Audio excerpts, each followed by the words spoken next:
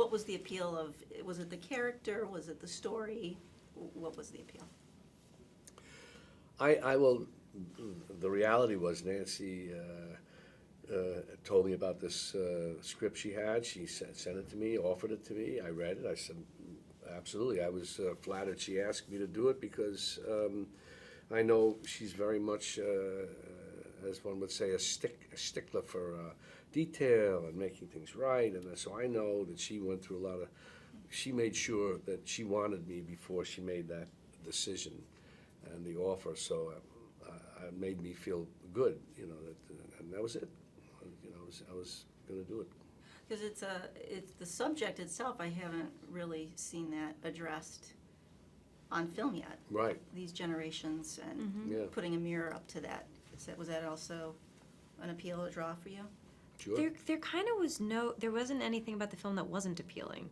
You know, it's a Nancy Meyers movie starring Bob De Niro about things that I was thinking about, but I wasn't hearing conversations happen about, you know?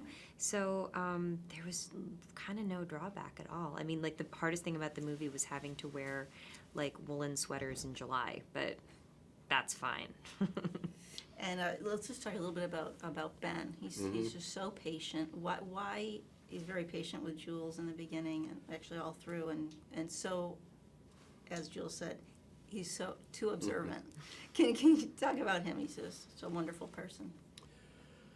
Yeah, well, he's patient. He's got those qualities. What can I tell you? You know, he's more not as judgmental about things.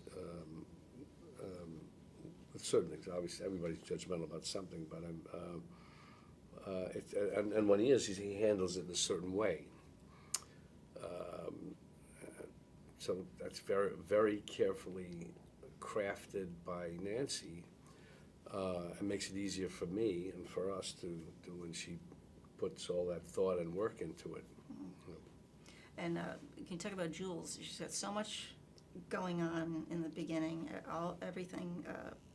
She has a lot of elements that she's trying to focus on. She kind of has to have tunnel vision. Yeah. Talk about that.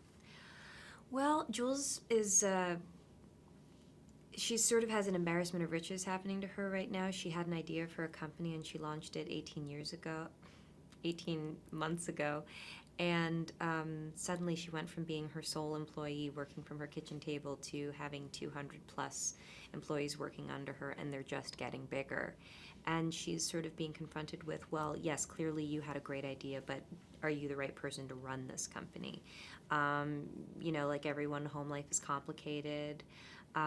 She's got terrible relationship with her mother. So she, in the beginning, you know, I think part of the reason why when this guy comes into her life, Ben, it bothers her that he's observant is because she doesn't want to be observed. She doesn't want to be judged. And then when she gets to know him and realizes that's actually not his MO, they're able to become really good friends. His MO was to take over the company. Clearly. That's the backstory. You know, for a moment there, I thought, is he going to be hired as the CEO? No one's that nice. So blocked. Yeah. So, you know, were you ever an intern or apprentice for anyone? I did a mini internship when I was getting ready for The Devil Wears Prada. I worked at Christie's. Did it have anything? Nothing, absolutely nothing to do with this. I mean, I got everybody coffee and stuff, but. Right. No, I had not done that. I had not done that. It's a great thing to do if you are in a position with someone who can be a mentor or you're an intern to some sort of whatever you're interested in. That never happened. Now, I thought it was interesting in this film that it brings up that all these generations, they need each other. Yeah. And can you kind of just talk a little bit about that? What does one get from the other if they're open to that? Well, there's no downside in asking somebody who's been around a lot longer than you, and especially if they're sort of done things that you've done, or in that area. Say someone in the theater or the movies or something, asking a person, whatever, what to look out for. I've done that with people. people when I was younger, especially. There's no. It's a good thing. I enjoy giving advice to people younger if they'll ask, or maybe I'll volunteer it if I really feel they're going to hit a wall of some sort. I thought it was interesting that this was kind of a perfect microcosm, the business, and all the people in it for all of this to unfold. Can you talk about her business and, really did mirror what's going on outside in the world, not just in this business. What aspect of it are you thinking of? Finding value in a generation that came before you, putting them all together like that, and see what happens, and also the younger generation maybe not seeing that value until they're all put together like that, not valuing them. To be sure, knowing how your way around a computer and knowing how to code is incredibly important if you have, as my character does, has an online-based business. In her case, it's e-commerce fashion.